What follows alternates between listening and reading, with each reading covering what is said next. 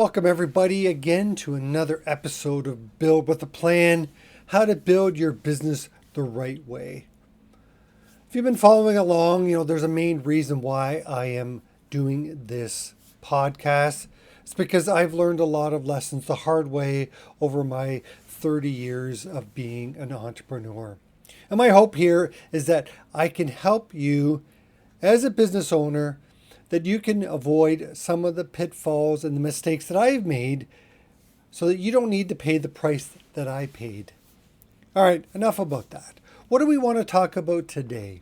Well, today I want to talk about the other main downfall that I alluded to in my origin story in episode 1.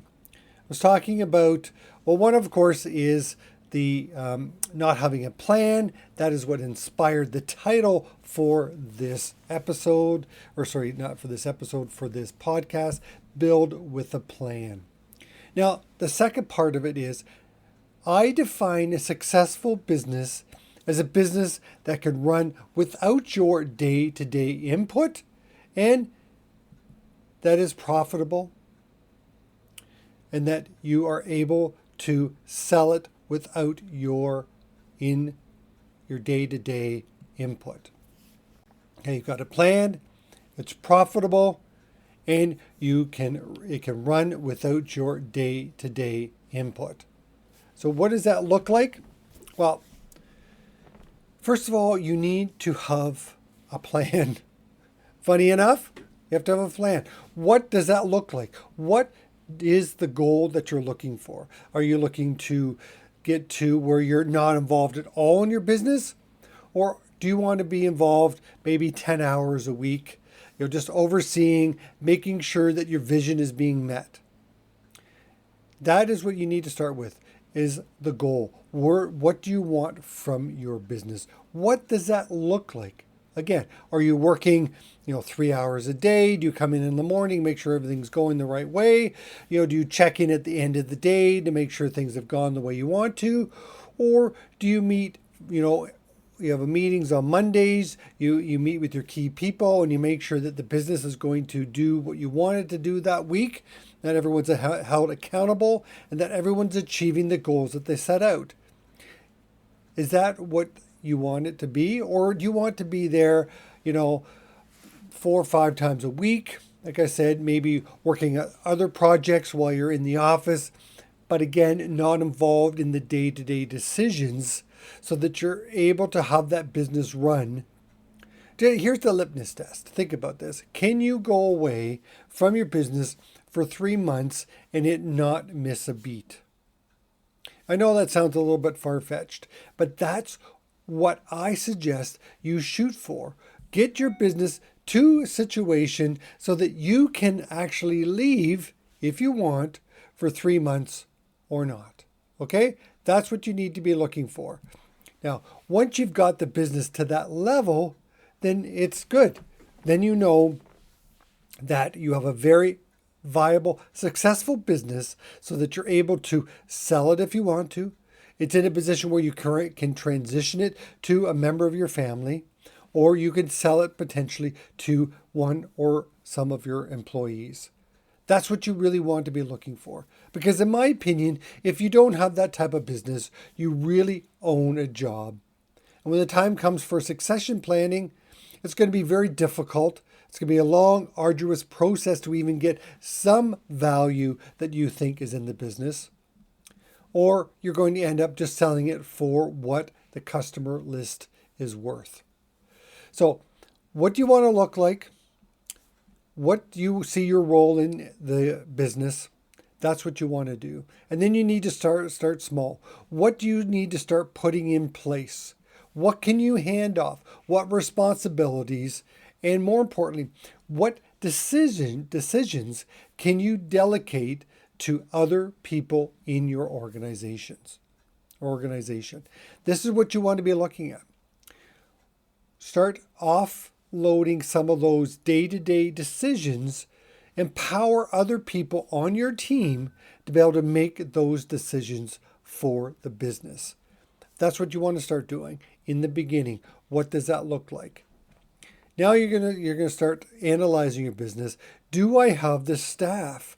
Do I have that person, that key person that can take on more of the roles, more of the role that you take, that you are as the business owner?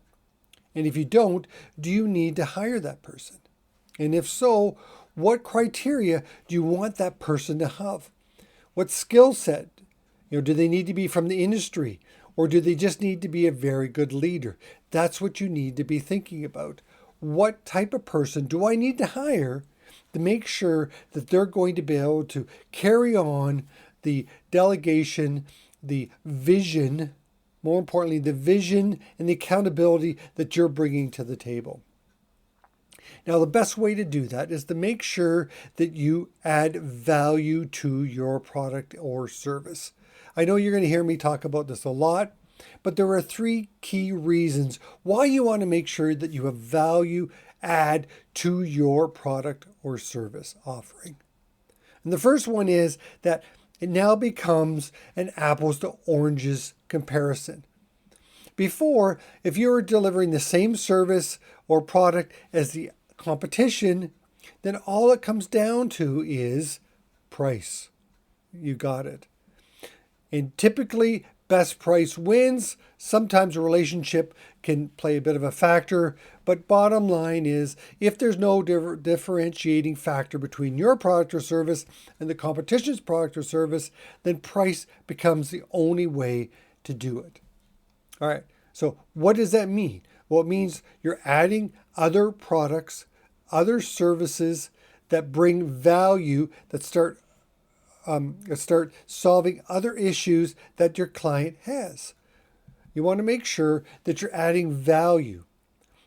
Whether it's, for an example, if you are a landscape business and you're cutting grass, do you offer as part of what you do that you pick up all the sticks that have fallen in the spring? Do you add weeding to their gardens? Do you bring in raking the leaves? You could even look at, do you wash the windows in the spring and the fall? Like, what other services, tree pruning, watering the garden? Like, these are types of services that you could think of adding that your competition isn't already doing. And you bundle it into one package. That way, they're not looking at apples and apples. They're looking at apples and oranges. And why is that important? Well, a couple key factors is, as I mentioned before, it stands you apart. Price isn't the only factor anymore. And second of all, you become a leader in your industry because you're doing things that other people in your industry are not doing.